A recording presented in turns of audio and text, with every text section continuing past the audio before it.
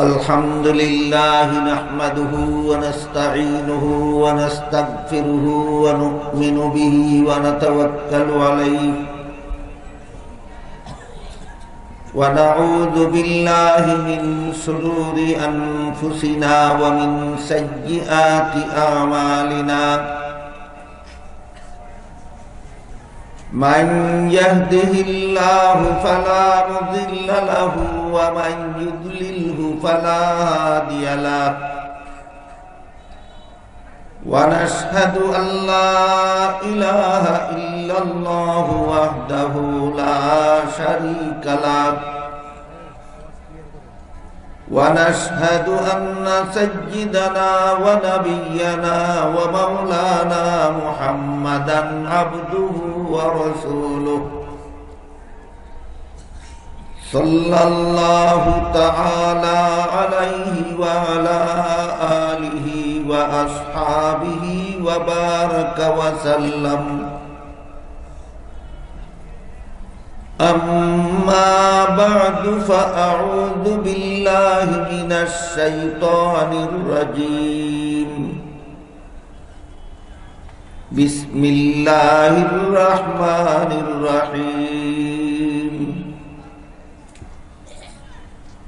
وإذ ابتلى إبراهيم ربه بكلمات فأتمهن قال إني جاعلك للناس إماما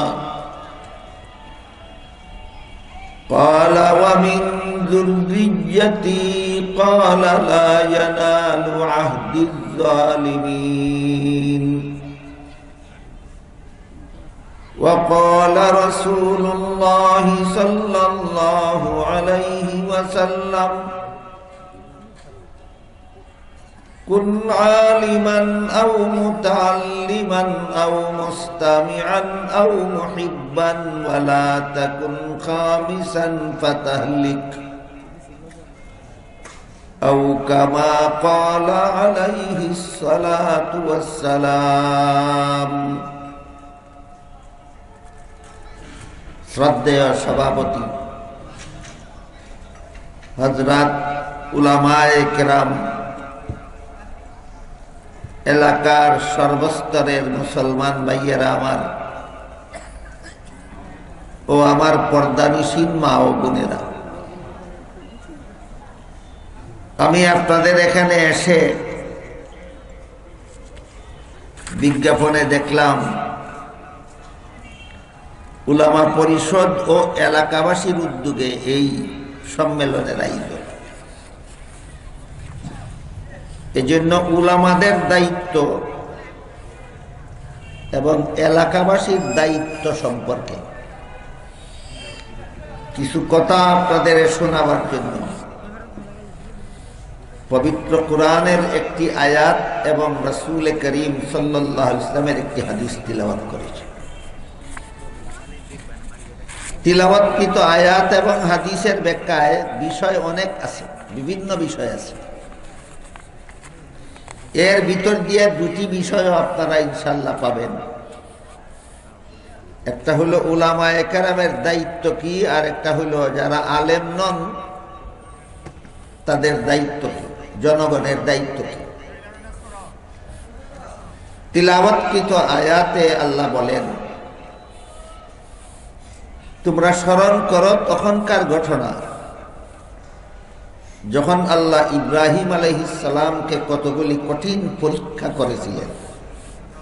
অনেকগুলি পরীক্ষা এবং অনেক কঠিন কঠিন পরীক্ষা করেছিলেন। এর মধ্যে আপনাদের সকলের জানা থাকার কথা, নমরুদ যে হযরত ইব্রাহিম আলাইহিস সালামকে অগ্নিকুণ্ডে নিক্ষেপ করেছিল, এটাও একটা কঠিন পরীক্ষা ছিল। একটা জ্যান্ত মানুষকে অগ্নিকুণ্ডে নিক্ষেপ করার হুমকি দেওয়ার পরও সে জালিমের সাথে আপোষ না করা, অগ্নিকুণ্ডে নিক্ষিপ্ত হতে রাজি থাকা, তারপরেও তার সাথে আপোষ করতে রাজি না হওয়া, আপনারা কি মনে করেন সাধারণ পরীক্ষা না অত্যন্ত কঠিন? এই ধরনের বেশ কতগুলি কঠিন পরীক্ষা করেছিলেন আল্লাহ হযরত ইব্রাহিম আলাইহিস সালাম। পরীক্ষাগুলিতে পাশ করার পরে আল্লাহ ইব্রাহিম আলাইহিস সালামকে বলেছিলেন, আমি আপনাকে মানুষের ইমাম বানাবো। আল্লাহ ইব্রাহিম আলাইহিস সালামকে বললেন, মানুষের ইমাম বানাবেন তাকে। মানুষের ইমাম হওয়ার যোগ্যতা দুই দলের মধ্যে আছে, আর কারোর মধ্যে নাই। আল্লাহ যাদের মধ্যে মানুষের ইমাম হওয়ার যোগ্যতা দিয়েছেন, তাদের প্রথম দল হলেন নবীগণ, আর দ্বিতীয় দল হলেন আলেমগণ। নবীগণের মধ্যে আল্লাহ মানুষের ইমাম হওয়ার যোগ্যতা দান করে থাকেন,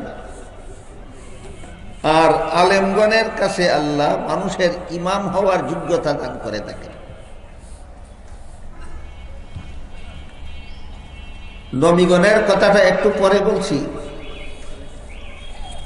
আপনারা যদি বিষয়টা পরীক্ষা করতে চান যে নবী এবং আলেম ছাড়া আর কারো মধ্যে ইমাম হওয়ার যোগ্যতা নাই, এই কথাটা পরীক্ষা করতে চাইলে বর্তমান দুনিয়াতে নবী তো পাবেন না। কোনো আলেমকেও ইমাম না বানাইয়া, আলেম নন এমন একজন মানুষকে যদি আপনাদের মাগরিবের নামাজের ইমাম বানাইয়া দেন, বলেন তো নামাজটা শুদ্ধ হবে না ভুল হবে? এলে প্রমাণ হইল আলেম ছাড়া, নবী এবং আলেম ছাড়া আর কেউ মানুষের ইমাম হওয়ার যোগ্য নয়। তাই আল্লাহ আলেমদেরকে যে মর্যাদাটা দিয়েছেন, এক হাদিসে রাসূল করিম সাল্লাল্লাহু আলাইহি ওয়াসাল্লাম বলেছেন, ওয়া ইন্নাল উলামা ওয়ারাসাতুল আম্বিয়া, আলেমগণ নবীগণের দায়িত্ব পালনকারী। নবীগণ দুনিয়াতে যেই দায়িত্ব পালন করার জন্য আসতেন, নবীগণের অবর্তমানে আল্লাহ আলেমগণকে সেই দায়িত্ব পালনের জন্য পাঠান। নবীগণের কি দায়িত্ব ছিল? নবীগণের দায়িত্ব ছিল দুনিয়ার মানুষকে জাহান্নাম থেকে বাঁচার পথ দেখাও। দুনিয়ার মানুষকে জাহান্নাম থেকে বাঁচার পথ দেখাবার দায়িত্ব নিয়ে নবীগণ দুনিয়াতে আসতেন। যে যুগে নবী নাই, সেই যুগে নবীগণের এই দায়িত্ব পালন করবেন কারা? আলেমগণ। আলেমগণকে নবীগণের দায়িত্ব পালন করতে হবে, মানুষকে জাহান্নাম থেকে বাঁচার পথ দেখাতে হবে। কাজে আলেমেরও কিছু যোগ্যতা দরকার। সমাজের মানুষকে জাহান্নাম থেকে বাঁচার পথ দেখাবার জন্য আলেমের কোনো যোগ্যতা লাগবে না, তা যথেষ্ট পরিমাণ যোগ্যতা লাগবে। এক নম্বর যোগ্যতা, কোরআন হাদিসের মাধ্যমে জাহান্নাম থেকে বাঁচার পথটা আগে তারা নিজেরা চিনে নিতে হবে। কোরআনে আল্লাহ এবং হাদিসে রাসূল জাহান্নাম থেকে বাঁচার যে পথ দেখাইছেন, এই পথটা আলেম উস্তাদগণের কাছে কোরআন হাদিস শিখে আলেমগণের আগে নিজে জাহান্নাম থেকে বাঁচার পথ চিনে নিতে হবে। আলেমগণের প্রথম দায়িত্ব। কেউ যদি গতানুগতিক ভাবে নিজে নিজে অথবা অযোগ্য উস্তাদের কাছে গতানুগতিক ভাবে কোরআন হাদিস পড়ে নেয়, তার পক্ষে জাহান্নাম থেকে বাঁচার পথ চিনা সম্ভব নয়। সুযোগ্য উস্তাদের কাছে কোরআন হাদিস পড়ে আগে নিজে জাহান্নাম থেকে বাঁচার পথটা চিনে নিতে হবে। আপনাদের এই এলাকাটা পুটিয়া ইউনিয়ন নাকি? এই পুটিয়ার থেকে একজন মানুষ নরসিংদী যাবে এবং তার সাথে একদল লোক আছে, ওদেরকে পথ চিনাইয়া নিয়ে যাবে। যেই লোকটা নরসিংদী যাবে পুটিয়ার থেকে, সে একদল মানুষকে পথ দেখাবে। নিজে পথটা না চিনলে, না নিজে চিনলে। আলেমগণ সর্বস্তরের মানুষকে জাহান্নাম থেকে বাঁচার পথ দেখাবেন। সেই পথটা নিজে না চিনলে চিনার ব্যবস্থা দুইটা। একটা হলো কুরআন হাদিস শিখবেন, নিজে নিজে নয়। দ্বিতীয়টা হলো সুযোগ্য উস্তাদের কাছে। আলেমরা নিজেরা জাহান্নাম থেকে বাঁচার পথ চিনতে হইলে কুরআন হাদিস শিখতে হবে, নিজে নিজে না সুযোগ্য উস্তাদের কাছে। এই দুইটা ব্যবস্থা হইল আলেমরা নিজেরা জাহান্নাম থেকে বাঁচার পথ চিনা। এই হইল আলেমগণের এক দায়িত্ব, আগে নিজে জাহান্নাম থেকে বাঁচার পথ চিনে নিতে হবে। কাজেই কেউ যদি সমাজে আলেম হিসাবে পরিচিত হয়, অথচ ভুল ব্যাখ্যা, ভুল কুরআন হাদিসের নামে ভুল কথা শুনে, বুঝতে হবে সে আসলেই সুযোগ্য উস্তাদের কাছে কুরআন হাদিস শিখে জাহান্নাম থেকে বাঁচার পথ সে নিজেই চিনে না। এজন্য সহিহ মুসলিম শরীফের ভূমিকায় একটা মহামূল্যবান কথা লেখা আছে, সেটা হলো ইন্না হাযাল ইলমা দীনুন ফানজুরু আম্মান তাখুযুনা দীনাকুম। কুরআন হাদিসের শিক্ষাটাই তোমাদের দিন, তোমাদের ধর্ম। কোন আলেম তোমাকে ধর্ম শিখাতে আসলো সে নিজে শিখেছে কিনা আগে দেখে নিও।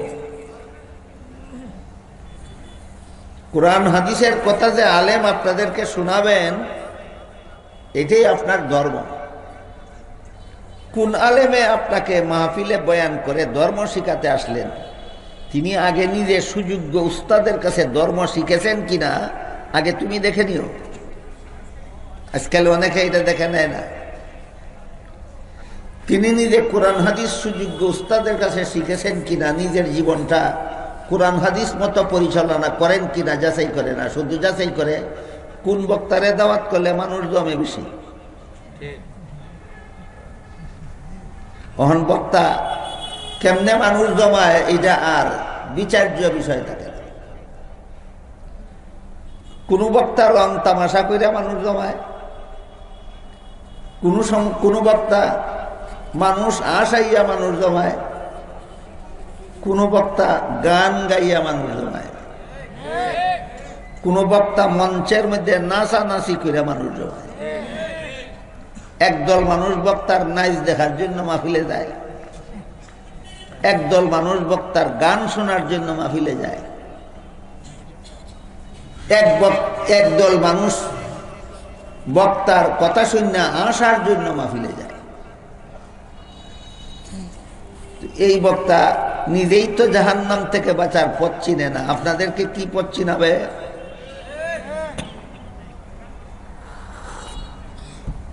এই জন্য আলেমগণের ব্যাপারটাও আপনাদের জানা থাকতে হবে,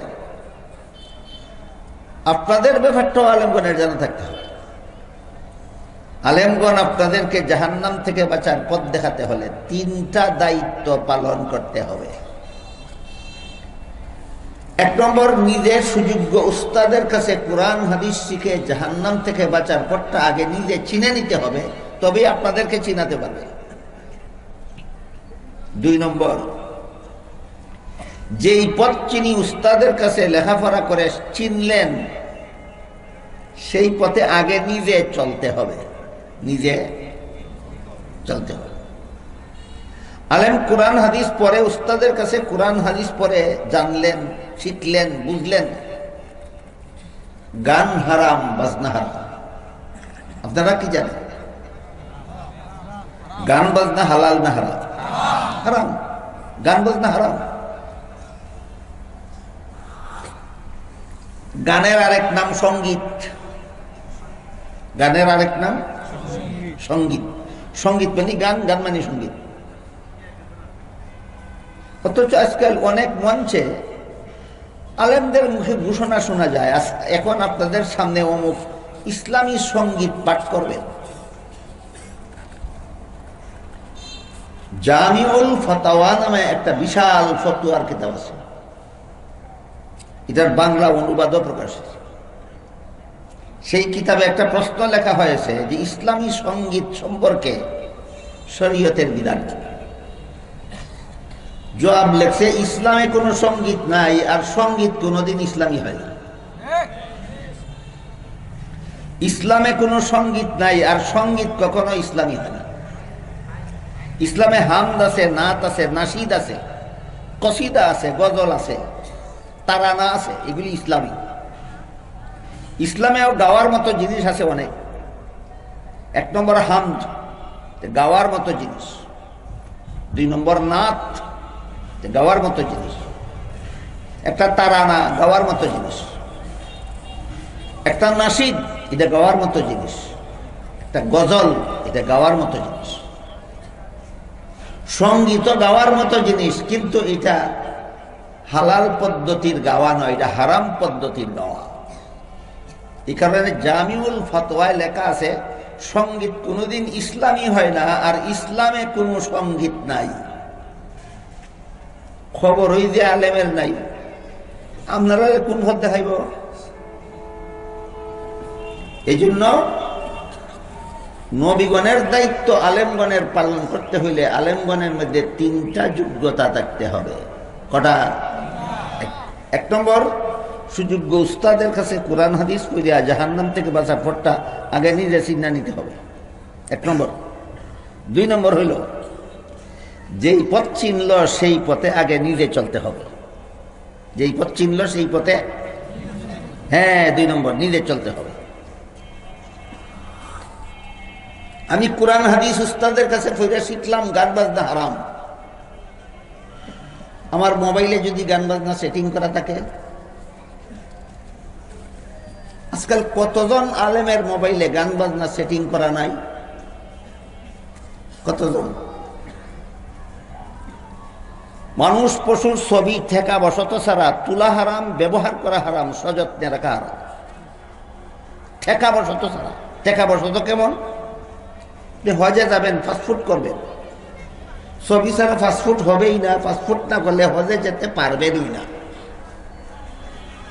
এবার বলেন, একজন হাজি সাহেব ফাস্টফুডের মধ্যে যে ছবি লাগাইল, এটা কি বিলাসিতার কারণে না ঠেকা বসত? এইরকম ঠেকা বসত ছাড়া মানুষের অথবা পশুর ছবি তোলাও হারাম, সযত্নে রাখাও হারাম, ব্যবহার করাও হারাম। এখন আমি যদি আমার মোবাইলের মধ্যে আমার বাচ্চার ছবি, আমার মায়ের ছবি, আমার বাবার ছবি, আমার শ্বশুরের ছবি, শাশুড়ির ছবি, আমার উস্তাদের ছবি, আমার পীরের ছবি যদি সেভ করে রাখি, এই ছবি সেভ করে রাখা মোবাইলে এটা জান্নাতের পথ না জাহান্নামের পথ? তো আমার তো দুই নম্বর যোগ্যতা নাই, আমি আপনাদেরকে কোন পথ দেখাবো? আমি তো নিজেই জাহান্নাম থেকে বাঁচার পথে চলি না, আপনাদেরকে কোন পথ চালাবো আমি?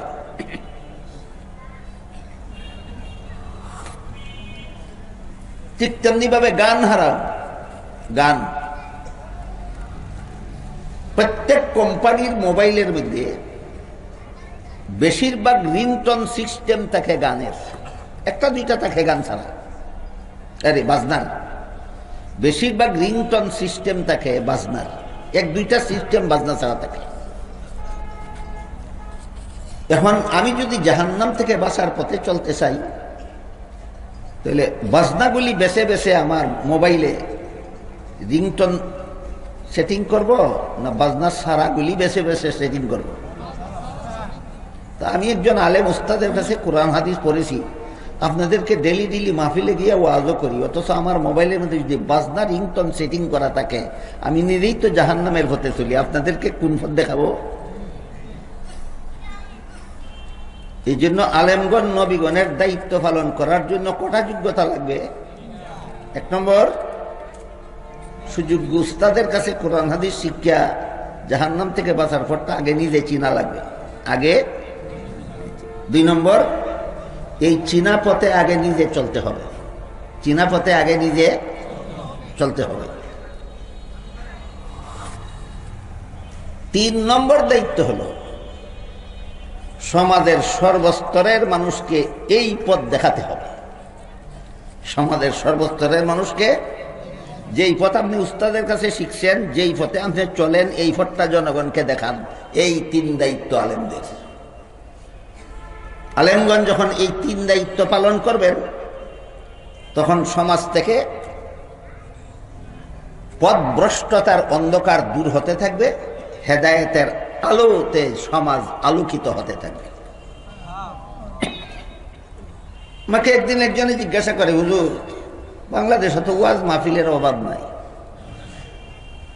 আমরা তো এক দিন 2টা-3টা মাহফিলে ওয়াজ করতে যাব, বাংলাদেশে ওয়াজ কম হয় না বেশি হয়? আমি বললাম বেশি হয়। মানুষও দিন দিন বেশি খারাপ হয় কেন?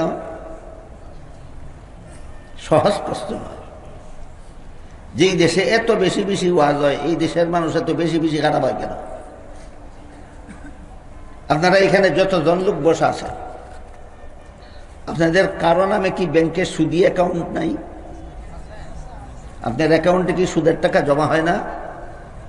সুদ দেখি আল্লাহ কোরআনে হারাম বলেন নাই? এতে আপনি ওয়াজুন কি করবেন? আপনি ব্যাংকের থেকে সুদের টাকা নিয়ে ব্যবহার করতেছেন, খাইতেছেন। আপনার ওয়াজ শোনা তৈল কচু পাতায় ভানি ডালা। কচু পাতা চিনেন? কচু পাতার মধ্যে ভানি ডাললে ভিজে, সারাদিন ডাললেও ভিজে না। যারা অ্যাকাউন্টে সুদ জমা হয় আর এই সুদের টাকা উঠে নিজে খরচ করে, সে সারা রাত জীবন বর ওয়াজ শুনলেও এই ওয়াজ হইল তার কচু পাতায় ভানি ডালা। যে গান শোনার বদ অভ্যাস ছাড়বে না, যে বাজনা শোনার বদ অভ্যাস ছাড়বে না, ঘন্টার পর ঘন্টা তার ওয়াজ শোনা হইল কচু পাতায় ভানি ডালা।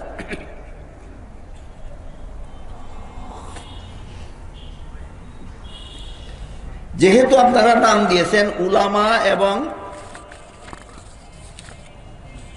এলাকাবাসী উদ্যোগে, এই জন্য উলামার দায়িত্বটা আগে বলতেছি, এলাকাবাসীর দায়িত্বটা ইনশাল্লাহ একটু পরে বলবো। না, এলাকাবাসীর কোনো দায়িত্ব নাই। উলামা এবং এলাকাবাসীর উদ্যোগে এই মাহফিলের আয়োজন করছে।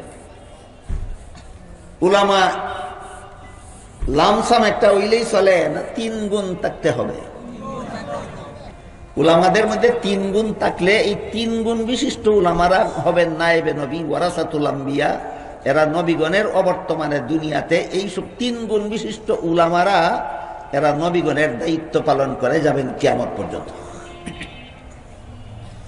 1 নম্বর গুণ, সুযোগ্য উস্তাদের কাছে কোরআন হাদিস পড়িয়া জাহান্নাম থেকে বাঁচার পথটা আগে নিজে চিন্না নিতে হবে। 2 নম্বর, এই চিনা পথে নিজে চলতে হবে। 3 নম্বর, এই পথটা জনগণকে দেখাতে হবে। চিনতে হবে, চলতে হবে, দেখাতে হবে। জাহান্নাম থেকে বাঁচার পথ চিনতে হবে, চলতে হবে, দেখাতে হবে। কটা হইল? স্মরণ রাখতে পারবেন সারা জীবন? বলেন তো, যে সমস্ত আলেমগণ নবীগণের দায়িত্ব পালন করবেন, এদের যোগ্যতা কটা লাগবে? 1 নম্বর, চিনতে হবে। 2 নম্বর, চলতে হবে। 3 নম্বর, দেখাতে হবে। ভুলে যাবেন না। দাওয়াত করবার আগেই মৌলবীরে যাচাই করে নেবেন, এ নিজে চিনেনি, নিজে চলেনি, এরপরে দেখবেন আমরা দেখাইতে পারবো না। কথা বুঝে আসলো কিনা? এরপরে পরবর্তী আলোচনার দিকে যাই। আল্লাহ পাক রব্বুল আলামিন বলেন, স্মরণ করো তখনকার ঘটনা যখন ইব্রাহিম আলাইহিস সালামকে আল্লাহ কতগুলি কঠিন পরীক্ষা করেছিলেন। সবগুলি পরীক্ষায় ইব্রাহিম আলাইহিস সালাম পাস করেছিলেন। তখন আল্লাহ ইব্রাহিমকে বলেছিলেন, আমি আপনাকে মানুষের ইমাম বানাবো। আগের কথা মনে থাকলে বলেন, কত দল মানুষের মধ্যে ইমাম হওয়ার যোগ্যতা থাকে? প্রথম দল নবীগণ, দ্বিতীয় দল আলেমগণ। এই আলেমগণ সম্পর্কে এতক্ষণ আলোচনা হল। এবার বলেন, আল্লাহ যে ইব্রাহিম আলাইহিস সালামকে বললেন মানুষের জন্য ইমাম বানাবেন, এটা কি দ্বিতীয় শ্রেণীর ইমাম না প্রথম শ্রেণীর? প্রথম শ্রেণীর ইমাম মানে নবী বানাবো। আল্লাহ ইব্রাহিম আলাইহিস সালামকে বললেন, আপনাকে আমি নবী বানাবো। ইব্রাহিম আলাইহিস সালাম সাথে সাথে আল্লাহর কাছে আবেদন করলেন, ওয়ামিন যুররিয়্যাতি, হে আল্লাহ, শুধু আমাকে একা নয়, আমার পরবর্তী বংশধরদেরকেও আপনি নবী বানান। কিন্তু ভালো কথাই দোয়া করলেন ইব্রাহিম আলাইহিস সালাম যে আমার বংশের, আমার নেক্সট জেনারেশনকে আপনি নবী বানান, আমার পরবর্তী প্রজন্মদেরকে আপনি নবী বানান। দোয়া করলেন। আল্লাহ পাক রব্বুল আলামিন জবাবে বলে দিলেন, আমি বংশের ভিত্তিতে নবী বানাই না, কে কোন বংশে জন্মগ্রহণ করলো এই বিচারে নবী বানাই না। আমার নবী বানানির একটা সার্বজনীন মূলনীতি আছে, সেটা হলো আজীবন বেগুনাহ হতে হবে। কতদিনের বেগুনাহ? তোমার বংশের মধ্যে যারা আজীবন বেগুনাহ হবে এদের কাউকে আমি নবী বানাবো। যেমন একটা উদাহরণ দিয়ে শুনেন, ইব্রাহিম আলাইহিস সালামের প্রথম ছেলের নাম ছিল ইসমাঈল আলাইহিস সালাম, দ্বিতীয় ছেলের নাম ছিল ইসহাক আলাইহিস সালাম। ইসহাক আলাইহিস সালামের এক ছেলের নাম ছিল ইয়াকুব আলাইহিস সালাম। ইয়াকুব আলাইহিস সালামের ছেলে ছিল 12 জন। এর মধ্যে প্রথম 10 জন বড়, 11 নম্বর জন হলেন হযরত ইউসুফ আলাইহিস সালাম। ইউসুফের বড় ইয়াকুবের আরো কত ছেলে আছে? 10 জন। এই 10 জনের 10 জনই প্রথম জীবনে গুনাহ করছে। প্রথম জীবনে ছেলেরে কুয়ায় ফেলাইয়া বাপের কাছে গিয়ে মিছা কথা কইছে, বাগে খাইয়া লেছে। মিথ্যা কথা বলা গুনাহ কিনা? নির্দোষ ছেলে কুয়ায় নিক্ষেপ করে বিপদগ্রস্ত করলো, গুনাহ কিনা? গুনাহ। ব্যবসায়ীরা কুয়ার থেকে উঠাইছিল, গুলাম কইয়া বেচ্চা টেহাটা খাইয়া লাইল, গুনাহ কিনা? একটা দুইটা গুনাহ করছে। ইয়াকুব আলাইহিস সালামের প্রথম 10 ছেলে অসংখ্য গুনাহ করেছে প্রথম জীবনে, একটারেও নবী বানাইছেন না। 11 নম্বর ছেলে ইউসুফ জন্ম থেকে মৃত্যু পর্যন্ত কোনোদিন গুনাহ করেন নাই, আল্লাহ তাকে নবী বানাইছেন। এই 10 ছেলে ওই ইব্রাহিমের পরবর্তী প্রজন্ম, ইউসুফ ও ইব্রাহিমের পরবর্তী প্রজন্ম। 10 ছেলে ও ইব্রাহিমের আওলাদদের অন্তর্ভুক্ত, ইউসুফ ও ইব্রাহিমের আওলাদের অন্তর্ভুক্ত। আমার কথা বুঝে থাকলে বলেন, একই নবীর আওলাদ ইয়াকুব, একই নবীর বংশধর। 10 জনকে নবী না বানাইয়া 11 নম্বর জনকে নবী বানালেন কেন? এবার বলুন আপনারা। 10 জন গুনাহগার ছিল, এরা নবী হওয়ার যোগ্যতা রাখে না। আলেমের যেমন 3 গুণ না হইলে আলেম হওয়ার যোগ্যতা রাখে না, নবীর কিছু গুণ আছে, এগুলি না হইলে নবী হওয়ার যোগ্যতা রাখে না। গুনাহগার হইলে নবী হওয়ার যোগ্যতা রাখে না। ইয়াকুব আলাইহিস সালামের বড় 10 ছেলের মধ্যে নবী হওয়ার যোগ্যতাই ছিল না। নবীর আওলাদ হইলে কি হইব? তোমার নবী হওয়ার যোগ্যতা নাই। এই 12 ছেলের মধ্যে একমাত্র ইউসুফ আলাইহিস সালামের মধ্যে ছিল নবী হওয়ার যোগ্যতা। বলুন যোগ্যতাটা কি? আজীবন বেগুনাহ না, বেগুনাহ হওয়া, আজীবন বেগুনাহ হওয়া। হযরত ইউসুফ আলাইহিস সালামকে আল্লাহ পাক রব্বুল আলামিন নবী বানাইলেন। কাজেই ইব্রাহিম আলাইহিস সালামের দুআর জবাবে, ইব্রাহিম আলাইহিস সালামের দরখাস্তের প্রেক্ষিতে আল্লাহ নবীগণের বেলায় একটা সার্বজনীন মূলনীতি ঘোষণা করে দিলেন। সেটা হলো সমস্ত নবীগণের জন্য নবী হওয়ার 1 নম্বর শর্ত হলো আজীবন বেগুনাহ হতে হবে। নবী হওয়ার জন্য কোনো শর্ত নাই, আলিম হওয়ার জন্য শর্ত নাই। নবী হওয়ার জন্য যত শর্ত আছে এর মধ্যে 1 নম্বর শর্ত হলো জীবনে কোনোদিন গুনাহ করলে নবী হইতে পারত না। যেমন ভাবে ইউসুফ নবীর বড় 10 ভাইয়ের একজনও নবী হইতে পারেনি। কাজেই নবীগণের জন্য বেগুনাহ হওয়া এটা একটা সার্বজনীন শর্ত। কেমন শর্ত? সার্বজনীন বুঝেন? সকলের জন্য এক নিয়ম, সকলের জন্য এক নিয়ম, কারো বেলায় ব্যতিক্রম নাই। সার্বজনীন মানে কারোর জন্য ব্যতিক্রম নাই, সবার বেলায় এক নিয়ম। আদম আলাইহিস সালামের বেলায়ও বেগুনাহ হওয়ার শর্ত, নূহ আলাইহিস সালামের বেলায়ও বেগুনাহ হওয়ার শর্ত, ইব্রাহিম আলাইহিস সালামের বেলায়ও বেগুনাহ হওয়ার শর্ত, মুসা আলাইহিস সালামের বেলায়ও বেগুনাহ হওয়ার শর্ত, ঈসা আলাইহিস সালামের বেলায়ও বেগুনাহ হওয়ার শর্ত, মুহাম্মদুর রাসূলুল্লাহর বেলায়ও বেগুনাহ হওয়া শর্ত, নিষ্পাপ হওয়া শর্ত। সকল নবীর জন্য যেই শর্ত, এই শর্তটাকে সার্বজনীন শর্ত বলা হয়। এবার বুঝলেন সার্বজনীন অর্থ কি? কোন কোন নবীর বেলায় প্রযোজ্য না, সকল নবীর বেলায়। এই যে হলো সার্বজনীন। আল্লাহ একটা মূলনীতি ঘোষণা করে দিলেন, সেটা সমস্ত নবীগণের জন্য সার্বজনীন। কিন্তু এরপরও আমাদের বর্তমান সমাজে কিছু লোক আছে নিজে নিজে পণ্ডিত, নিজে নিজে পণ্ডিত, নিজে নিজেই কোরআন হাদিস পড়ে, নিজে নিজেই কোরআন হাদিসের আলেম হইয়া যায়। আর কিছু লোক আছে নিজে নিজে আমি নিজে নিজেই নেতা হইয়া যায়। এই দুইটাই পথভ্রষ্টতার কারণ। যে নিজে নিজে কোরআন শিক্ষা লায়, 100% গ্যারান্টি সে পথভ্রষ্ট হবে। যে নিজে নিজে কোরআন শিখে সে যে পথভ্রষ্ট হবে এতে বিন্দুমাত্র সন্দেহ নেই। আর যে নিজে নিজে নেতা হইয়া যায়, আমির হইয়া যায়, সে যে পথভ্রষ্ট হবে এতে কোনো সন্দেহ নাই। এই ব্যাপারে একটা দলিল আপনাদের শোনাই।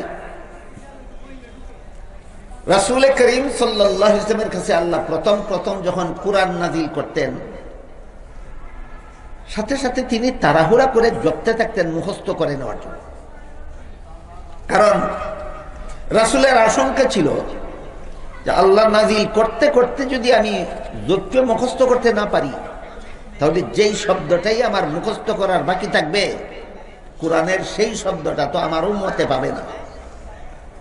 উদ্দেশ্য খারাপ ছিল না? অনেক বড় উদ্দেশ্য ছিল। শব্দগুলি যদি আমি সাথে সাথে জপে মুখস্থ করতে না পারি, তাহলে যেইটাই আমি মুখস্থ করতে পারবো না সেটা আমি উম্মতকে পৌঁছাবো কিভাবে?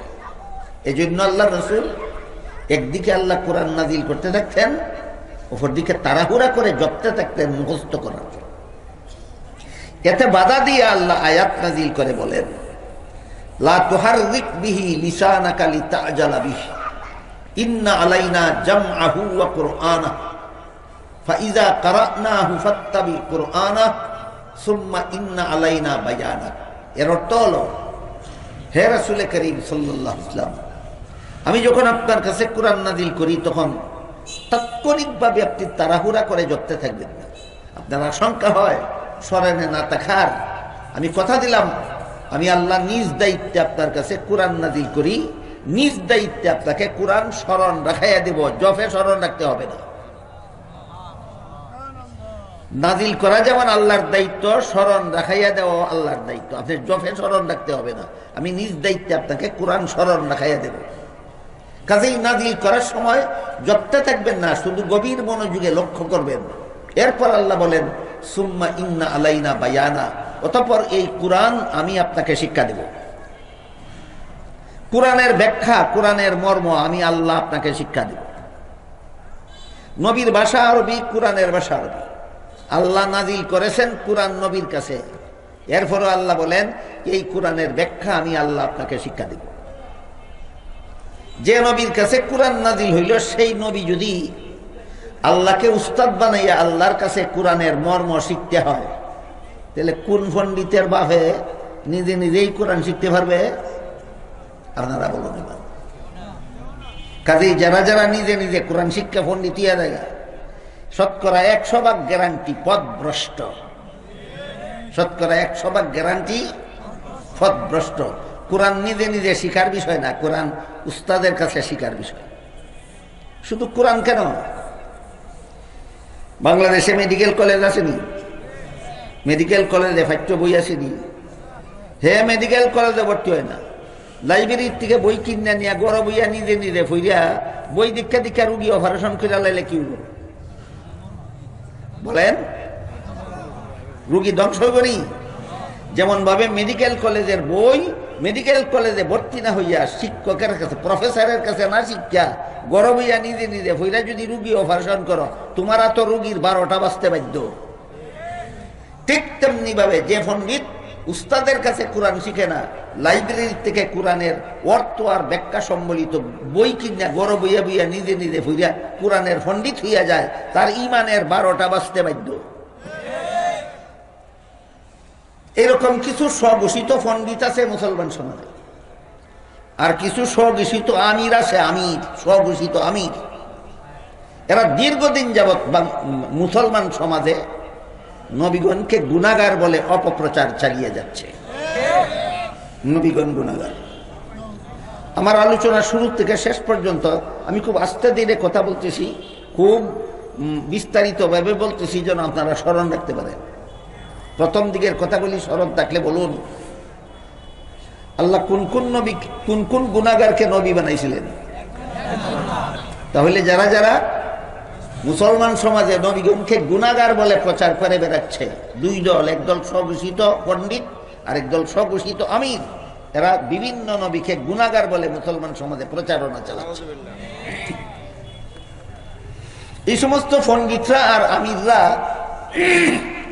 যে সমস্ত নবীরে গুনাহগার বলে প্রচার করতেছে, এদের মধ্যে প্রথম কাতারে রয়েছেন হযরত আদম আলাইহিস সালাম। যে সমস্ত নবীরা এরা গুনাহগার কয়, এদের মধ্যে 1 নম্বরে গুনাহগার কয় আদম আলাইহিস সালামকে। তাই আমরা একটু আলোচনা করে দেখব আদম আলাইহিস সালাম কি গুনাহটা করেছিলেন। কোরআনের বিভিন্ন আয়াতে আল্লাহ পাক রব্বুল আলামিন আদম আলাইহিস সালামের সৃষ্টিকালের ঘটনা, জান্নাতে দেওয়ার ঘটনা, জান্নাত থেকে বের হয়ে দুনিয়াতে পাঠাবার ঘটনা সবিস্তারে বর্ণনা করেছেন। এক পর্যায়ে আল্লাহ বলেছেন আদম আলাইহিস সালামকে সৃষ্টি করে আল্লাহ আদমকে জান্নাতে বসবাস করতে দিলেন, দিয়া বললেন ইয়া আদম উসকুন আনতা ওয়া যাওজুকাল জান্নাতা ওয়া কুলা মিনহা রাগাদান হাইসু শি'তুমা ওয়া লা তাকরাবা হাযিহিশ শাজারাতা ফাতাকুনা মিনাজ জালিমিন।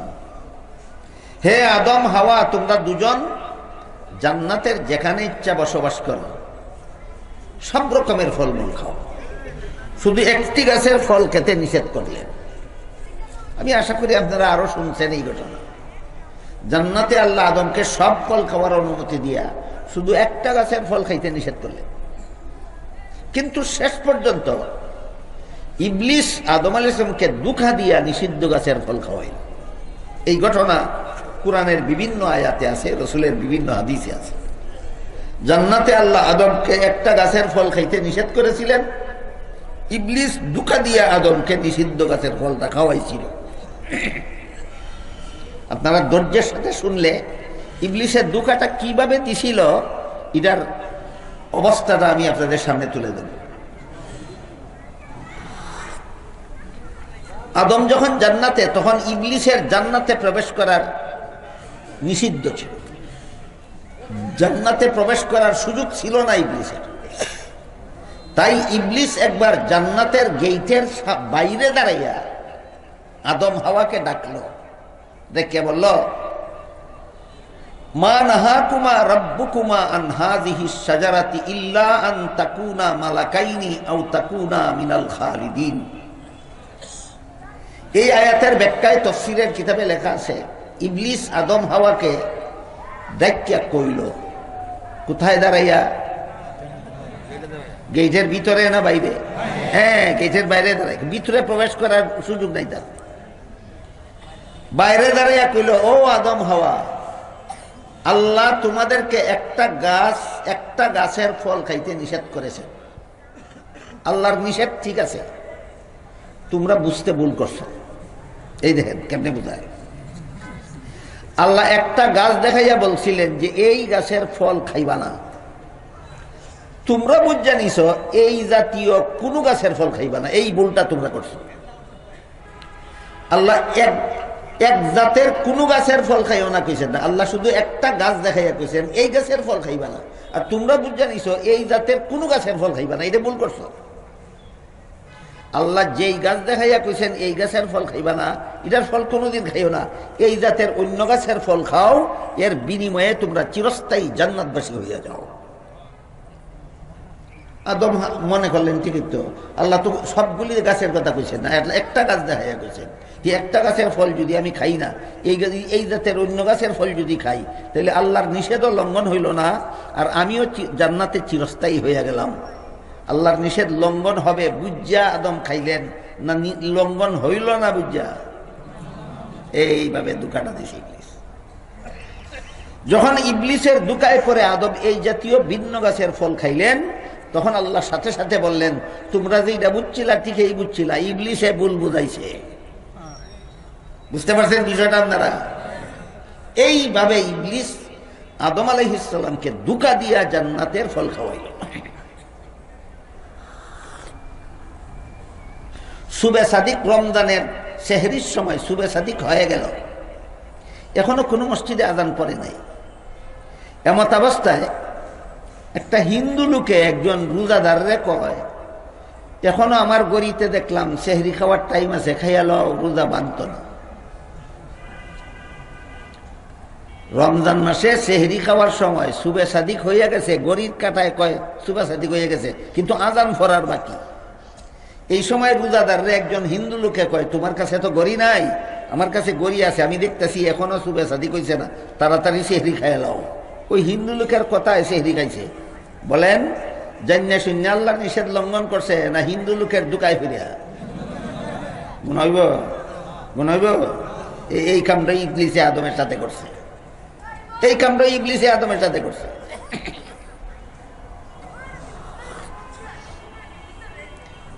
যদিও গুনাহ হবে না, কিন্তু পরে যখন জানবো যে আমি আসলে সুবে সাদিক হওয়ার পরে সেহরি খাইছি, রোজাটা কাজা করণ লাগবো নি? লাগতো না? সুবে সাদিক হওয়ার পরে সেহরি খাওয়ায় গুনাহ হইছে নি? না, গুনাহ হইছে না। কারণ সুবে সাদিক ওইছে জানি না খাইছে না, ওইছে না জানি না খাইছে। পরে যখন জানছে আমি সুবে সাদিকের পরে খাইছি, তখন রোজাটা কাজা করণ লাগবো নি? গুনাহ হইছে না, কিন্তু একটা জরিমানা তো আইছে। ঠিক তেমনি ভাবে আদমে জান্নাতে নিষিদ্ধ গাছের ফল খাওয়া গুনাহ তো হইছে না, কিন্তু একটা জরিমানা দিতে হইছে। কি? আর জান্নাতে থাকতে পারবা না, দুনিয়া বাইরিয়া দুনিয়াতে যাও। ঘটনা কইলেই অনেক অসঘোষিত পণ্ডিতরা প্রশ্ন করে, হয় গুনাহ না করলে আল্লাহ আদমরে জান্নাত থেকে বের করলেন কেন? আমি জবাব পরে দিব। আমি বলবো যে ব্যক্তি না জানি না সেহরি খাইছে সুবে সাদিকের পরে, হে গুনাহ না করলে রোজা কাজা করতে হবে কেন? আমার প্রশ্নের যেই জবাব তোমার প্রশ্নের সেই জবাব।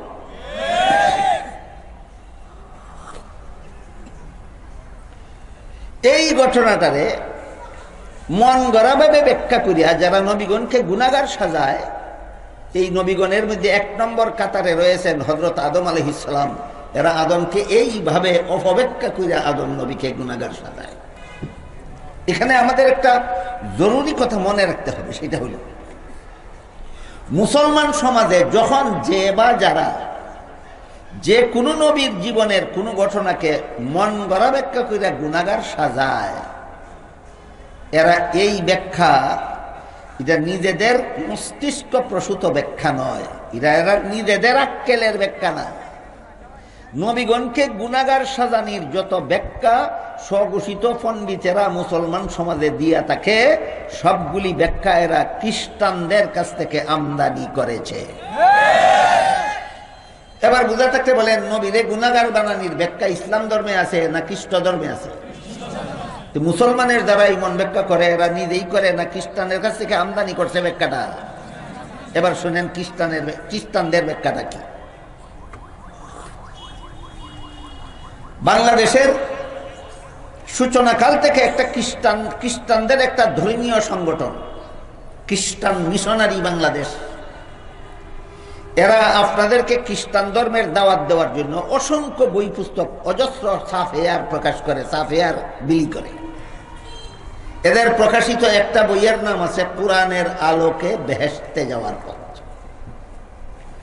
নামটাই এমন শব্দ দিয়ে রাখছে যে শব্দগুলি দেখলে কোনো সাধারণ মুসলমান কল্পনাও করতে পারবে না যে এটা খ্রিস্টানদের লেখা বই, মনে করবে কোনো না কোনো ভালো আলেমের লেখা হবে। এটা মনে কইরা মুসলমানে পড়ব, আর মুসলমান নবীরে গুনাহগার বিশ্বাস করিয়া বেঈমান হইব। মেহরবানি করে একটা কপি আমার নামে পাঠাইয়া দিছে। খ্রিস্টানেরা এই বইয়ের একটা কপি আমার নামে পাঠাই দিছে। না পাঠাইতো তাহলে আমি বেঈমানেরা নবী সম্পর্কে কি ধরনের কুধারণা রাখে আমি জানতেও পারতাম না। এই খ্রিস্টান বেঈমানেরা ওই বইয়ের মধ্যে লিখছে, প্রথম মানুষ আদম, প্রথম পাপিষ্ট। এবার আপনারা বলুন, আদম কি শুধু প্রথম মানুষ না প্রথম নবীও? তাহলে সারমর্ম একই দাঁড়াইল, প্রথম নবী আদম, প্রথম পাপিষ্ট। কি ছিল আদমের পাপ?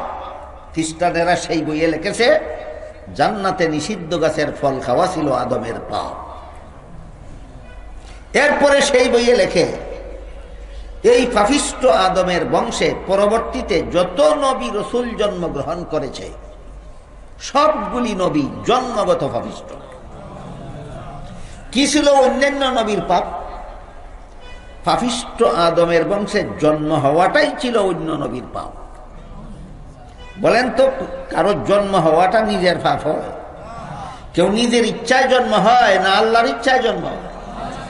জন্ম যদি পাপ হয় তো যে জন্ম হয়েছে তার পাপ হয় না, যে জন্ম দিছে তার পাপ হয়। কেমন বেঈমানিকতা লিখেছে? লিখেছে এই পাপিষ্ট আদমের বংশে যত নবী জন্মগ্রহণ করেছে সবগুলি জন্মগত পাপিষ্ট। এই সমস্ত নবীর পাপ কি ছিল? পাপিষ্ঠ আদমের বংশের জন্ম হওয়াটাই এদের পাপ ছিল। তারপরে লেখে শেষ পর্যন্ত আল্লাহ একজন নবীকে নিষ্পাপ বানাবার জন্য আর পাপিষ্ঠ আদমের বংশে জন্ম না দিয়া আল্লাহ নিজের ঔরসে জন্ম দিলেন।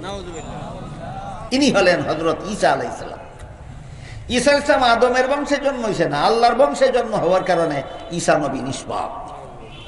আরো অনেকগুলি গাঞ্জা করি কথা বইয়ের মধ্যে লেখা আছে, আমারও সবগুলি বলার সময় নাই, এখন দরকারও নাই। খ্রিস্টানদের লেখা বইয়ের কথাগুলি বুঝে থাকলে এবার বলুন, নিষিদ্ধ গাছের ফল খাওয়ার কারণে আদমকে পাপিষ্ঠ সাব্যস্ত করা ইসলামী মতবাদ না খ্রিস্টানি মতবাদ? মুসলমানের নামে যারা এই মতবাদ প্রচার করে এরা নিজেরা মস্তিষ্ক প্রসূত না খ্রিস্টানদের কাছ থেকে আমদানিকৃত? আপনাদের শুধু এটুকু মনে রাখা দরকার যে নবীগণকে গুনাহগার সাজাবার মতবাদ ইসলামী নয়, খ্রিস্টানি মতবাদ। যে সমস্ত মুসলমান নামধারীরা এই মতবাদ মুসলমান সমাজে প্রচার করে এরা নিঃসন্দেহে খ্রিস্টানদের দালাল।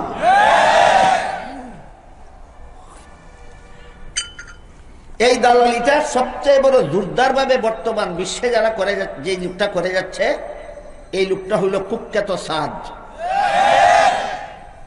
কুখ্যাত সাদ সে বলে জাকারিয়া আলাইহিস সালাম আল্লাহর দরবারে শাস্তিযোগ্য অপরাধ করেছিল। শাস্তিযোগ্য অপরাধের মাইনেই পাপ।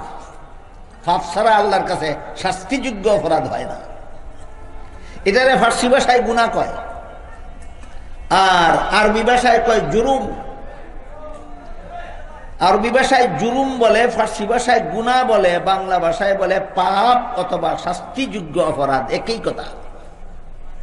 জাকারিয়া আলাইহিস সালাম গুনাহ করেছিলেন, ইউসুফ আলাইহিস সালাম গুনাহ করেছিলেন, মুসা আলাইহিস সালাম গুনাহ করেছিলেন, এমনকি মুহাম্মদুর রাসূলুল্লাহ সাল্লাল্লাহু আলাইহি ওয়াসাল্লাম গুনাহ করেছিলেন। এই কথাগুলি সাদ সাহেব এবং তার অনুসারী সাদ ফদ্দিরা এতাতিরা বেশ কয়েক বছর যাবৎ বাংলাদেশের মুসলমানদের মধ্যে জুড়ে সুরে প্রচারণা শুরু করেছে। প্রথম যখন আমি এদের মুখে এই প্রচারণা শুনেছিলাম আমি বুঝতে পেরেছিলাম এরা ইহুদি খ্রিস্টানের দালাল হবে, কিন্তু আমার কাছে সরকারি কোনো তথ্য ছিল না যে এরা যে ইহুদির দালাল, এরা যে খ্রিস্টানের দালাল। তাই আমি যদি আগেভাগেই বলে দিতাম যে এরা ইহুদি খ্রিস্টানের দালাল, সরকারই হয়তো আমার কাছে প্রমাণ চেত। আপনি প্রমাণ দেন নাইলে বলতে পারবেন না। এই জন্য আমি আগে জুড়ে সুরে বলি নেই। বর্তমানে বাংলাদেশের গোয়েন্দা বিভাগের কাছে ধরা পড়েছে ইহুদিদের রাষ্ট্র ইসরায়েলের সাথে এদের গোপন সম্পর্ক। ইসরায়েল রাষ্ট্রে এদের আনাগুনা আছে। এই ইসরায়েল রাষ্ট্রের ইহুদিদের দালালি কইরা এই সাত গোষ্ঠী বাংলাদেশের মুসলমানদের মধ্যে বিভিন্ন নবীগণকে গুনাহগার বলে প্রচারণা চালাচ্ছে। যেহেতু সরকারের গোয়েন্দা বাহিনীর কাছে ধরা পড়ছে এরা ইহুদি খ্রিস্টানের দালাল, কাজে এবার দালালির কিছু আমার কাছে কেমনে ধরা পড়েছিল সেইটা বলি আপনাদের শুনুন। ইহুদি গোষ্ঠীর একটা আলাদা বৈশিষ্ট্য আছে, আলাদা কুস্বভাব আছে। খ্রিস্টানদের একটা আলাদা কুস্বভাব আছে। উভয়টা কুস্বভাব সাদিয়ানি গোষ্ঠীর মধ্যে আছে। সাদের অনুসারীদেরকে সাদিয়ানি বলা হয়, গোলাম আহমদ কাদিয়ানির অনুসারীদেরকে কাদিয়ানি বলা হয়, আর কুখ্যাত সাদের অনুসারী এতাতিদেরকে সাদিয়ানি বলা হয়। খ্রিস্টানদের একটা আলাদা কুস্বভাব আছে, এটাও সাদিয়ানিদের মধ্যে পাওয়া যায়। ইহুদিদের একটা আলাদা কুস্বভাব আছে, এটাও সাদিয়ানিদের মধ্যে পাওয়া যায়। একটা একটা করে শুনেন খ্রিস্টানদের কুস্বভাবটা কি। খ্রিস্টানদের কুস্বভাব হলো নবীগণকে অপরাধী সাব্যস্ত করা। এই আগে যে বইয়ের কথা কইলাম, এই বই তার জ্বলন্ত প্রমাণ। আগে একটা খ্রিস্টানদের লেখা বইয়ের কথা কইছি না, এই বইয়ে লেখছে কিনা সমস্ত নবী পাপিষ্ঠ। তাইলে নবীগণকে পাপিষ্ঠ সাব্যস্ত করিয়া নবীগণকে আসামি বানানি, নবীগণকে অপরাধী সাব্যস্ত করা, এটা খ্রিস্টান জাতির কুস্বভাব। বলেন সাদের মধ্যে আছে কিনা? এই একটা প্রমাণ পাওয়া গেল তুমি খ্রিস্টানের দালাল। এবার শুনেন এরা ইহুদির দালাল কিভাবে। ইহুদিদের সম্পর্কে আল্লাহ কুরআনের বিভিন্ন আয়াতে বলেছেন এরা নবীগণকে হত্যা করে ফেলত। ইহুদিরা কুস্বভাবটা কি ছিল? নবীগণকে হত্যা করে ফেলত। বর্তমান দুনিয়াতে তো কোনো নবী নাই। আগেই বলেছি, নবীর অবর্তমানে নবীর দায়িত্ব পালন করেন কারা? আলেমদেরকে হত্যা করে চলেছে এই সাজ্জানি গোষ্ঠী।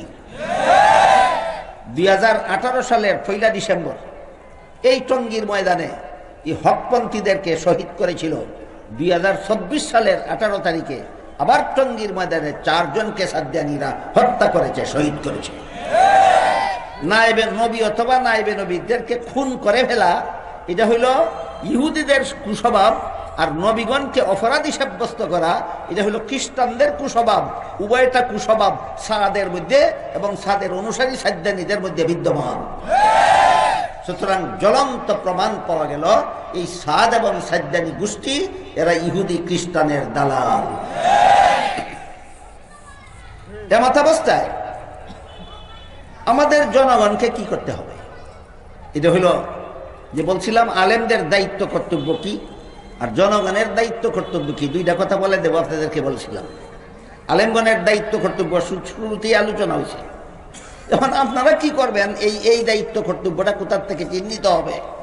এই মর্মে আমি একটা হাদিস আপনাদের সামনে তিলাওয়াত করেছিলাম। সেই হাদিসে রাসূল করিম সাল্লাল্লাহু আলাইহি ওয়াসাল্লাম বলেন, কুন আলিমান আও মুতাআল্লিমান আও মুস্তামিআন আও মুহিব্বান ওয়ালা তাকুন খামিসান ফাতাহলিক আও কামা ক্বালা আলাইহিস সালাতু ওয়াস সালাম। অর্থাৎ রাসূল বলেন, তুমি আলেম হও, এটা হলো জাহান্নাম থেকে বাঁচার 1 নম্বর পথ। আলেম হওয়াটা জাহান্নাম থেকে বাঁচার 1 নম্বর। যারা আলেম হতে পারোনি তাদেরকে রাসূল বলেন, আও মুতাআল্লিমান, আলেমের ছাত্র হও, এটা তোমার জন্য জাহান্নাম থেকে বাঁচার 2 নম্বর পথ। আমি আশা করি আপনারা অবশ্যই জানেন, আমাদের বর্তমান সমাজের বিভিন্ন মাদ্রাসায় যারা ছাত্রদেরকে পড়ান তারা আলেম কিনা? আলেম। আর যারা পড়ে তারা আলেমের ছাত্র কিনা? তাহলে মাদ্রাসায় যারা পড়ায় এরা হইল জাহান্নাম থেকে বাঁচার 1 নম্বর পথে আছে, আর মাদ্রাসায় যারা পড়ে এরা জাহান্নাম থেকে বাঁচার 2 নম্বর পথে আছে। যারা মাদ্রাসায় পড়েও না পড়ায়, সারা জীবন সংসারের ঝামেলা নিয়ে ব্যস্ত থাকে, কেউ গৃহস্থী নিয়ে ব্যস্ত থাকে, কেউ ব্যবসা নিয়ে ব্যস্ত থাকে, কেউ চাকরি নিয়ে ব্যস্ত থাকে, কেউ স্কুল কলেজের লেখাপড়া নিয়ে ব্যস্ত থাকে, এরা কি মুসলমান না? এদের কি জাহান্নাম থেকে বাঁচার দরকার নাই? যারা গৃহস্থীর কারণে মাদ্রাসায় পড়তেও পারলো না, আলেমও হইতে পারলো না, ব্যবসার ঝামেলার কারণে, চাকরির ঝামেলার কারণে, স্কুল কলেজের লেখাপড়ার কারণে যারা মাদ্রাসায় পড়তেও পারলো না, আলেমও হইতে পারলো না, এদেরও তো জাহান্নাম থেকে বাঁচার দরকার আছে। এদের জন্য আল্লাহ রাসূল বলেন, আও মুস্তামিআন, তুমি আলেমের কথা মনোযোগে শোনো, জীবনের সকল কাজ আলেমের কথা মতো করো, যে তোমাদের জন্য জাহান্নাম থেকে বাঁচার 3 নম্বর পথ। জনগণের দায়িত্বটা ক্লিয়ার হয়েছে নি? আলেমগণের দায়িত্ব কি ছিল? জনগণকে জাহান্নাম থেকে বাঁচার পথ দেখাও। আর জনগণের দায়িত্ব হলো, আল্লাহ রাসূল বলেন, তুমি আলেম না, আলেমের ছাত্র হো না, জীবনের সকল কাজ আলেমদের কথা মতো করো। কারণ ধর্মের কাজগুলি কিভাবে করলে শুদ্ধ হয় আর কিভাবে করলে ভুল হয়, এটা আলেম ছাড়া কেউ জানে না। কাজেই তুমি ধর্মের কাজগুলি যদি সহি শুদ্ধভাবে করতে চাও, যেভাবে করলে আল্লাহর কাছে কবুল হবে, সেভাবে করতে হইলে ওযু করো আলেমদের কথা মতো, নামাজ পড়ো আলেমদের কথা মতো, রোজা রাখো আলেমদের কথা মতো, হজ করো আলেমদের কথা মতো, যাকাত দাও আলেমদের কথা মতো, কুরআন তেলাওয়াত করো আলেমদের কথা মতো। কেন? কিভাবে করলে শুদ্ধ হয় আর কিভাবে করলে ভুল হয় আলেম ছাড়া কেউ জানে না। তাহলে নামাজ, রোজা, ওযু, গোসল, হজ, যাকাত এগুলি ধর্মের কাজ। দাওয়াত ও তাবলীগ ধর্মের কাজ না? কি বলেন? দাওয়াত ও তাবলীগ ধর্মের কাজ না? রাসূল কি বলেছেন? কার কথা মতো করতে হবে? আলেমদের কথা মতো। কার কথা মতো করতে হবে? আলেমদের কথা মতো। বলেন, বাংলাদেশে যে সমস্ত তাবলীগের যে সমস্ত স্বঘোষিত আমির, স্বঘোষিত, ওই যে আগে বলেছিলাম স্বঘোষিত পণ্ডিত, স্বঘোষিত আমির, মনে আছে? স্বঘোষিত পণ্ডিত, স্বঘোষিত আমির। বাংলাদেশের তাবলীগের যে স্বঘোষিত আমির আছে, এটার নাম ওয়াসিফ। বলেন, আপনারা খবর নিয়ে দেখেন, সে আলেম না জাহেল? সে কয় আলেমদের কথা মতো তাবলীগ করা যাবে না, ওয়াসিফের মতো জাহিলের কথা মতো তাবলীগ করতে হবে। এই তোর কথা আর রাসূলের কথা মিল না গরমিল? রসুল কি বলছেন? ধর্মের কাজগুলি জাহেলের কথা মতো করো না আলেমের কথা মতো? ধর্মের কাজগুলি আলেমের কথা মতো করো শুদ্ধ হওয়ার জন্য। ওয়াসিফের মতো জাহিলের কথা মতো দাওয়াত ও তবলিগের কাজ করবা, তুমি নবীগণকে গুনাহগার না বানাইয়া ছাড়তা না। আর সংসারের যত কাজ আছে, সংসারের কাজগুলি তাও আলেমদের কথা মতোই করতে হবে, কারণ সংসারের কাজ কোন কাজ কিভাবে করলে হালাল হয় আর কিভাবে করলে হারাম হয় সেটাও আলেম ছাড়া কেউ জানে না। সংসারের কাজ আলেমদের কথা মতো করবো কেন? হালাল হওয়ার জন্য। কেন? হালাল হওয়ার জন্য। সাধারণ খুব সংক্ষেপে অল্প সময় একটা উদাহরণ দিয়ে শুনেন। আমরা যে খাওয়া দাওয়া করি এটা সংসারের কাজ, আমরা যে ঘুমাই এটা সংসারের কাজ, আমরা যে পেশাব পায়খানা করি এটা সংসারের কাজ। আমি পেশাব করব আমার ইচ্ছা মতো, আমি পায়খানা করব আমার ইচ্ছা মতো, আলেমদের কথা মতো পেশাব পায়খানা করব কেন? এই প্রশ্ন কারো মনে জাগতে পারে। অথচ হাদিস শরীফে আল্লাহ রাসূল বলেন, ইযা আতাইতুমুল গায়িতা ফালা তাস্তাকবিলুল কিবলাতা ওয়ালা তাস্তাদবিরুহা। হে আমার উম্মত মুসলমানেরা, পেশাব পায়খানা করার সময় কিবলা সামনে নিয়ে অথবা কিবলাকে পিছন দিয়ে পেশাব পায়খানা করবা না, কিবলা ডাইনে রেখে অথবা বাইরে রেখে পেশাব পায়খানা করবা। হাদিস বুঝে থাকলে বলুন, পেশাব পায়খানা করা সংসারের কাজ, আমার ইচ্ছা মতো করবো না আলেমদের কথা মতো? কেন? আলেমদের কথা ছাড়া নিজের ইচ্ছা মতো কিবলার দিকে পেশাব পায়খানা করবা, এই পেশাবে আর পায়খানায় তোমার জাহান্নামে নিয়ে যাবে।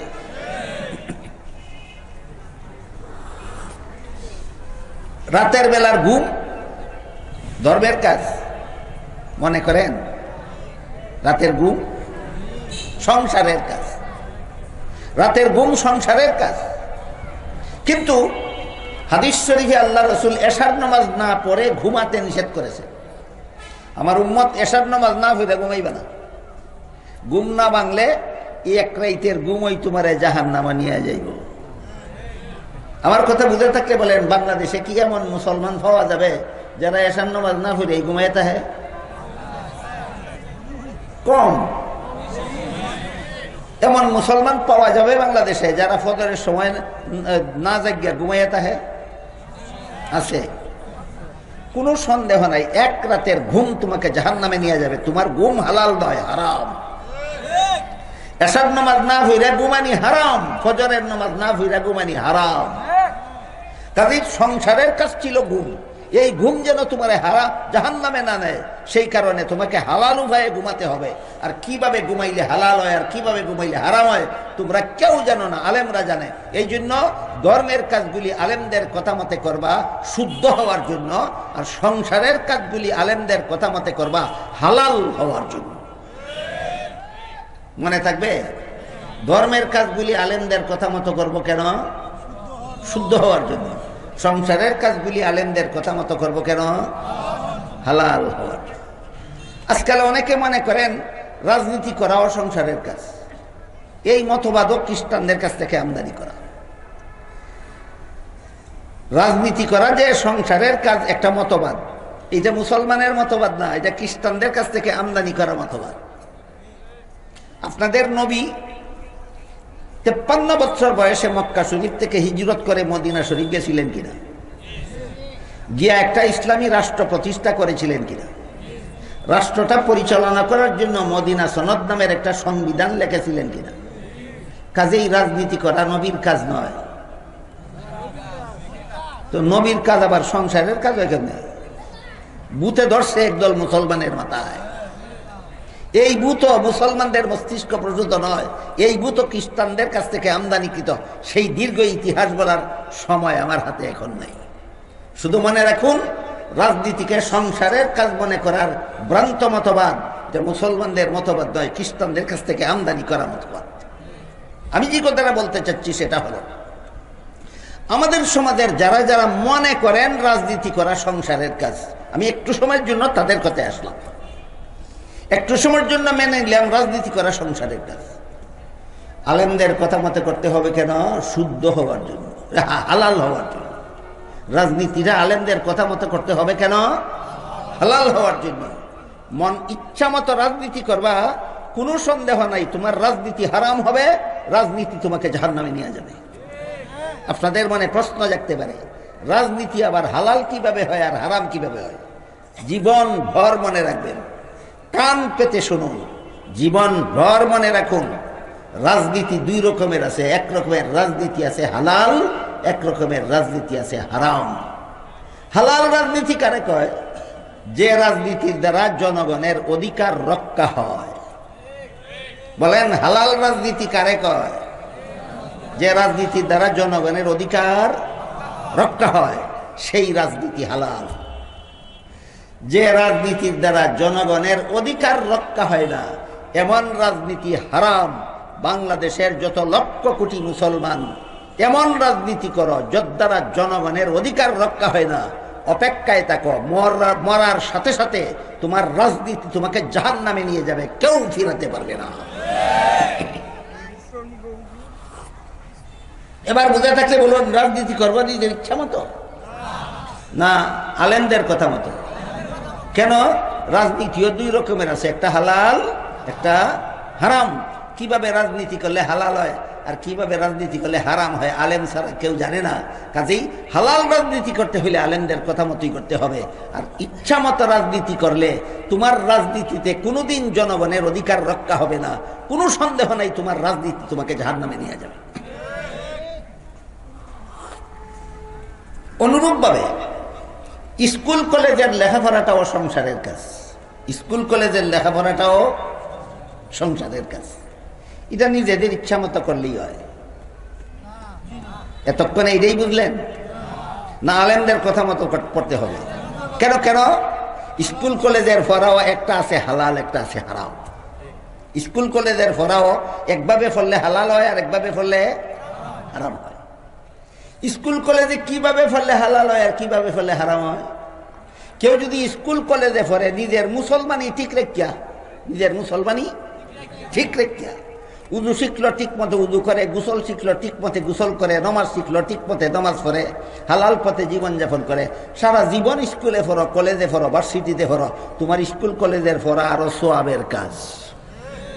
বলেন মুসলমানি ঠিক রেখে স্কুল কলেজে পড়া সোয়াবের কাজ, ভুলে যাবেন না কোনোদিন। মুসলমানি ঠিক রেখে স্কুল কলেজে পড়া সোয়াবের কাজ। কিন্তু স্কুলও পড়তে গিয়া উযু শিকারও কোনো দরকার মনে করে না, গোসল শিকারও কোনো দরকার মনে করে না, কলেমা কালাম শিকারও কোনো দরকার মনে করে না, নামাজ বন্দেগী শিকারও কোনো দরকার মনে করে না। স্কুলে ফিরে বেনামাজি হয়, স্কুলে ফিরে যদি বেরোজা হয়, স্কুলে ফিরে যদি হারাম পথে জীবনযাপনকারী হয়, কোনো সন্দেহ নাই তোমার স্কুলের পড়া তোমাকে জাহান্নামে নিয়ে যাবে। এই জন্য হাদিস শরীফে আল্লাহ রাসূল বলেন, যারা আলেম হতে পারোনি, আলেমের ছাত্রও হতে পারোনি, জীবনের সকল কাজ আলেমদের কথা মতে করো যদি জাহান্নাম থেকে বাঁচতে চাও। আলেমগণের 3 দায়িত্ব, জনগণের 1 দায়িত্ব। ক্লিয়ার হয়েছে নি কথা? আলেমগণের আর জনগণের 1 দায়িত্ব কি? জীবনের সকল কাজ ইচ্ছা মতো করো, এটা হইল জনগণের দায়িত্ব। না জীবনের সকল কাজ আলেমদের কথা মতো করো, দায়িত্ব শুধু আলেমরারই, জনগণের কোনো দায়িত্ব নাই। আলেমরা জাহান্নাম থেকে বাঁচতে হইলে দায়িত্ব 3টা পালন করতে হবে, জনগণ জাহান্নাম থেকে বাঁচতে হইলে দায়িত্ব 1টা পালন করতে হবে। মনে থাকবে সারা জীবন। আল্লাহ আমাদের আলেমগণকে 3 দায়িত্ব পালনের মাধ্যমে আর আমাদের জনগণকে 1 দায়িত্ব পালনের মাধ্যমে পরকালের জাহান্নামের ভয়াবহ শাস্তি থেকে রক্ষা পাওয়ার সৌভাগ্য দান করুন। সবাই বলুন আমিন। সুবহান রাব্বিক।